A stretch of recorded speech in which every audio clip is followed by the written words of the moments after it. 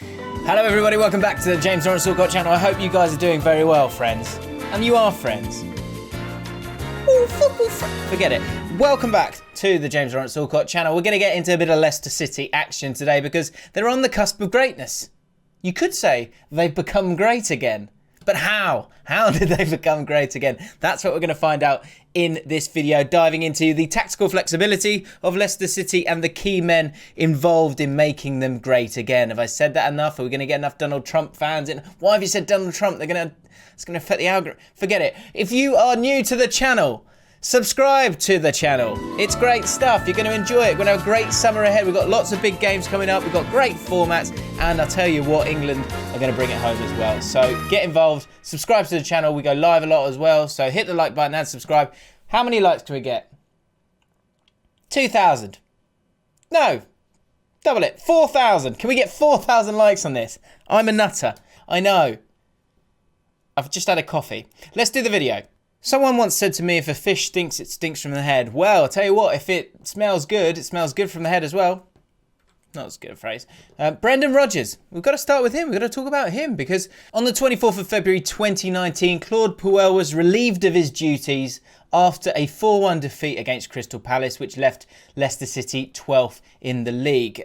The thing with Claude Puel was that he was kind of challenged with this idea of changing the style of play, but also kind of discarding the old guard. The best way of highlighting that was the team that he put out against Tottenham Hotspur, which had an average age of just 24, and the only players over 30 were Peter Schmeichel and Johnny Evans. Jamie Vardy didn't like the way that he played. A lot of the bigger top men in the club, Kasper Schmeichel, Wes Morgan, also went on record to state that they didn't like the way that he played. Despite addressing the supposed weakness of a lack of possession, in any of the games that Claude Puel had where they had 62% possession or more, they didn't win any of those games, losing 3 and drawing 2 of them, and a win rate of 34% for Claude Puel was just not good enough, especially with the investment of the likes of Madison and Harry Maguire. And so it was Brendan Rodgers who took over, leaving that job at Celtic. And with Brendan Rodgers, let me know what you think in the comments below. How do you feel about him? Because I like him. I think he's a lot more humble than people give him credit for. I like his sort of ideology on sport, his ability to be flexible, his ability to self-improve. I think he looks at himself and what he can do, both on an emotional level with the players that he has and the ingredients that he has to make that team better. I think he did a great job at Liverpool, and it's almost something that's kind of thrown at him, the fact that he didn't win that title. There was absolutely no reason why they should have won that title, and the fact that they played the way that they played was because of the ingredients that they had. You know, they didn't have a good defence. They had really good attacking players. And he had tactical flexibility from the start, which we'll dive into in a lot more detail in just a second. But the big thing that Brendan Rodgers did here is he came into this Leicester team and he had an ambition to get these big cheeses of Schmeichel, Wes Morgan, Vardy back on side. But he also had a dream to disrupt the top 6. He said that in recent interviews when he's talking about the Super League. And he's done exactly that. But he knew that to do that, he had to get the best out of these senior players that had already won a league title. And now, a few years later on, they had a higher opinion of themselves. And so he needed to get the best out of those guys. And he did that by treating them like adults, expecting a lot of them. And then once he had that buy-in, using his coaching ability to give them the tactical versatility that has got them to this point. So let's get into that tactical analysis. And what Brendan Rodgers has been able to kind of create at his disposal is a versatility that is quite unique actually for a lot of the big teams. You know, he's played 5 different formations this season. He's played 3-5-2 4 times. He's played 5-4-1 once. He's played 4-2-3-1 17 times. He's played 3-4-3 12 times. And he's even played 4-1-4-1. And there are 3 games in particular that I want to concentrate on that highlight just how he's been able to get the best out of the squad that he's got. Right at the start of the season, Leicester City beat Manchester City 5-2. And of course, Brendan Rodgers is the only manager to ever score 5 goals past Pep Guardiola. And he did that in a 5-4-1. And he also did that in a game where they had 29% possession. Man City made more than double the amount of passes that Leicester City did, 680 to 267. But Leicester City had more shots on target than Manchester City. Now, this wasn't the Manchester City that was purring later on in the season, but you've got to, take on what's in front of you. And in this game, 29% possession. They were very, very solid with a back five of Justin Soyuncu, Evans, Amate and Castagne. And it was the discipline, the mettle that he instilled in these players. And you can see that in how this game was played out. If you look at the duels won, Man City had 37 duels won. Leicester had 56. When it comes to aerial duels won, 10 for Man City, 15 for Leicester City. Also, it highlighted the emergence of a young James Justin. One of the stories of the first half of the season, of course, was injured halfway through the season, so unfortunately. In this game in particular, his heat map really highlighted his ability to take on the role that Brendan Rodgers wanted him to implement in this game, right? Because if you look at the two spots where he's really red, you can see that he was stopping Kyle Walker and he was looking to stop Riyad Mahrez. Two very clear positions on the pitch that stunted Man City and was allowing the pressure to build on them and for Leicester City to go down the other end and get some goals for them. And Justin's defensive stats in this per 90 shows just how good this squad really is. 13.77 pressures per 90. Tackles, he's in the top 10% of the top 5 leagues this season with 9.99 per 90 as well. Really solid stats. And then if you add that to how good he was going forward for Leicester in other games, 1.86 shot creating actions per 90, you could just see that his game wasn't conditional to defending or attacking. You've got a well-rounded player there in a squad of well-rounded players. The second game I'd like to talk about is the 3-1 win at home to Liverpool. In this game, they played a 4-2-3-1. And again, there's a player that I want to focus on, but also I kind of want to focus on the point that this Leicester City squad, the first 11 looks really strong and I think can compete with any team in this division. But the depth is maybe not there. And that's probably what hurt them when injuries hit last season when they were trying to get into the Champions League. This season, what you've seen in some of these big games is those big time players that if they do sell, they're obviously going to sell for a very good profit, stepping in and almost kind of covering the cracks of those lesser players. And in particular in this game, in that back four, you had Amate at the back, who had an absolute stinker of a game, couldn't deal with Sadio Mane on that left-hand side. He only won one of his 6 aerial duels, he was dribbled past 4 times, and he only made 1 tackle, giving away possession 14 times. But he's not the guy I want to focus on. I want to focus on Ndidi, who was just sensational in this game and covered up for those losses of possession and ultimately that lack of quality that Amate had at right back. His defensive stats for the game, outrageous. 7 of his 15 ground duels were won, 6 out of his 8 aerial duels were won, 5 clearances, 3 interceptions, 5 tackles, also an assist and 2 key passes as well, which highlights his ability to create from deep. But you've got to be able to stop the opposition as well, especially when they're very good. And Liverpool, of course, are very good.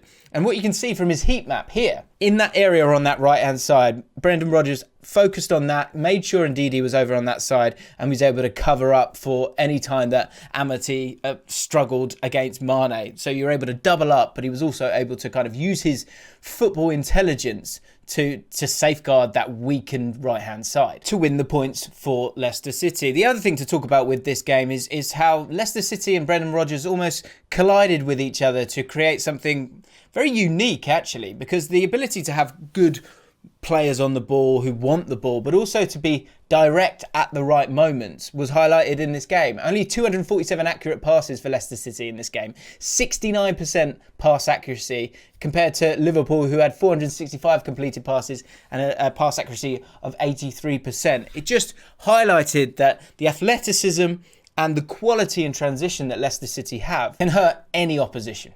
Leicester City, of course, haven't just dug in the whole season. They've dominated a lot of games as well. And when you get to a certain level as a football club, teams do start to defend a bit deeper. And that's the difference that these teams need to be able to kind of overcome. You need to get past that hurdle of dominating games and picking teams apart. And the Sheffield United game, I thought, was a great example of that. Yes, Sheffield United are low-hanging fruit in the fact that they have struggled this season, but they've also beaten the likes of Man United this season. They are a hard nut to crack at times.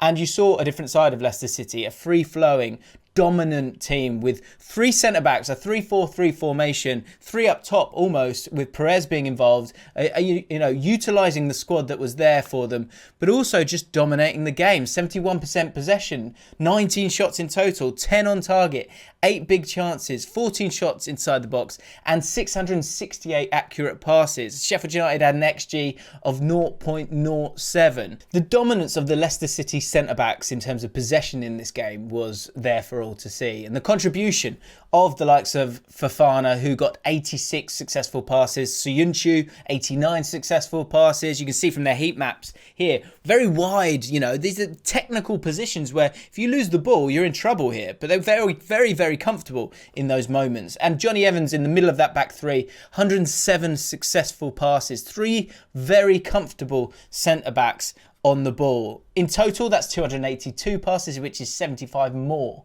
than the entirety of the Sheffield United team. At the other end of the pitch, it was a huge game for Kelechi Iheanacho, a player that we've all been waiting to kind of explode onto the scene a bit more than he has done. Went for big money to Man City and they've been waiting for it to click for him.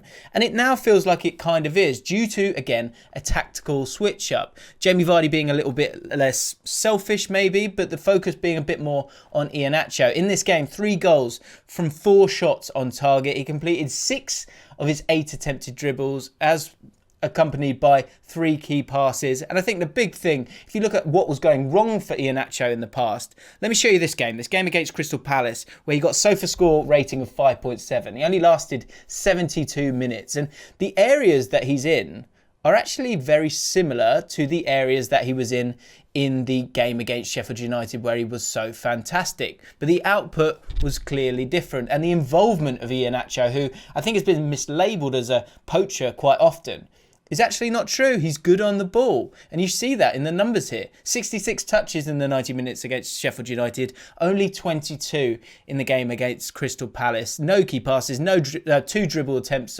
against Crystal Palace. 8 dribble attempts against Sheffield United and 3 key passes. Players make systems work. And it's their ability to buy into those things that make a difference as well. And with the big personalities that Leicester City have, someone like Iheanacho is a great example. For him to be able to come through as someone who's maybe not that big, strong personality, you almost need a big, strong personality to move to the side. And that is where we can talk about Jamie Vardy perfectly, because his change in playing style has been very, very important in getting the best out of Iheanacho and therefore getting the best out of the team.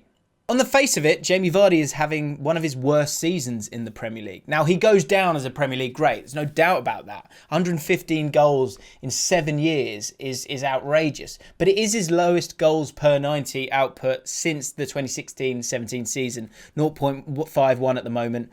And in that season, 0.42, which is still not actually that bad.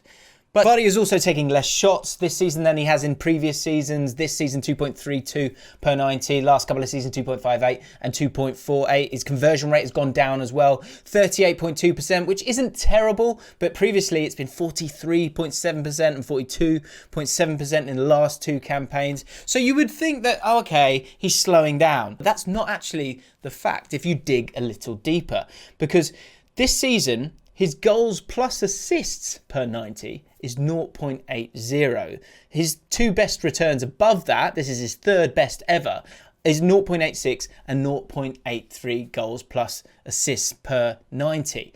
And in both of those seasons, the focus was very, very heavily towards the goal scoring metrics. In terms of his assists per 90, they've been doubled this season, going from 0.15 last season to 0.29. Looking at shot creating actions per 90, it's the highest he's ever put together, 1.94 shot creating actions per 90. So this highlights the fact that he is offering so much more than we ever thought he was capable of. And he's not just that poacher.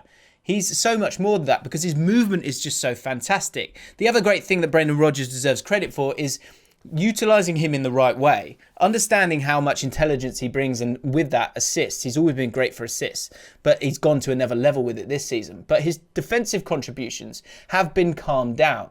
If you look at his pressures per 90 between the seasons of 2017 to 2020, They were consistently in double figures, 19.3 pressures per 90 during the 2018-19 season.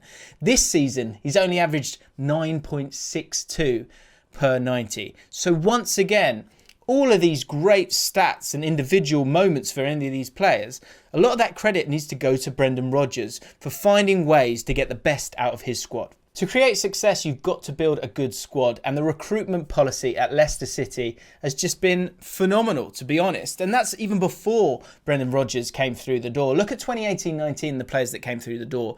Youri Tielemans on loan, and what a fantastic loan that was. Johnny Evans coming in, Soyuncu coming in, Pereira coming in for decent amounts of money at times. But Johnny Evans, 3.6 million, what a snip. It's the right player with the right experience for the right role that Leicester City time and again have got right, and also investing in exciting youngsters. Looking at James Madison, for example, a player who clearly has ambition and clearly has quality and psychologically is okay with the responsibility of being an integral part of any team and has big ambitions. And that's why he didn't go to other clubs. You know, he was at Norwich City, played 44 games in one season, 14 goals. Leicester City saw the potential of him and brought him in. Youri Tielemans is the final player that we've got to talk about, because I think for me, he's probably one of the players of the season for Leicester City. And what I like most about him is that he's been okay with having more and more and more responsibility. And for him to come from where he came from at Monaco, where he was really struggling, to go to Leicester City and to gently progress, it comes back to Brendan Rodgers. As good as the recruitment is, but it takes both. For you to get those players, to put them on the conveyor belt, to develop them, and then to sell them for, you know, large amounts of money that you can then recycle into the club.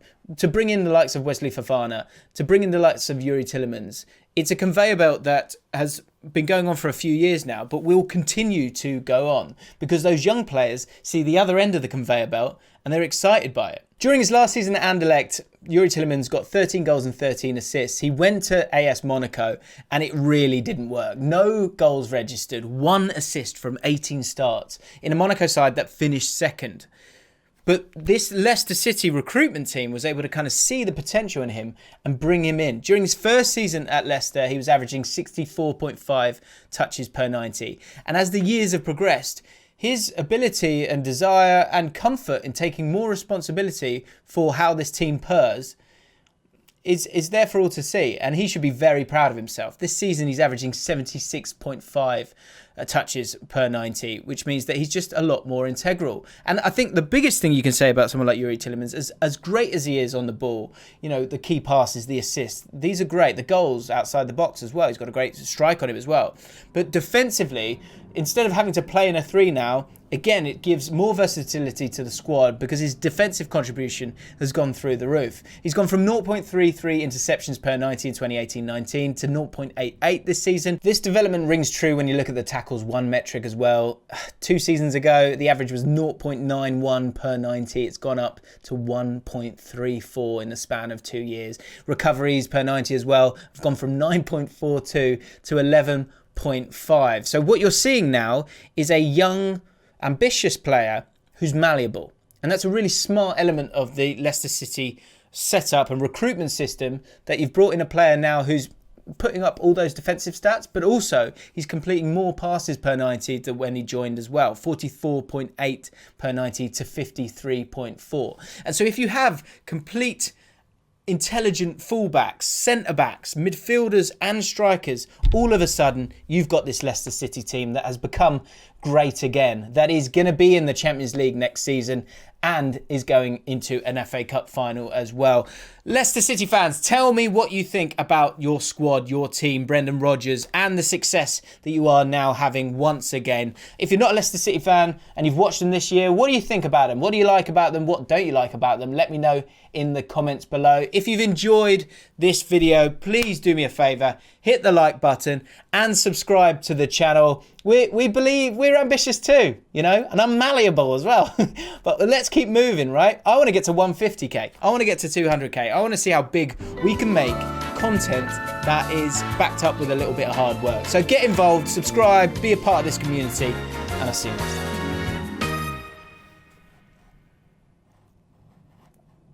And that's Blockbusters.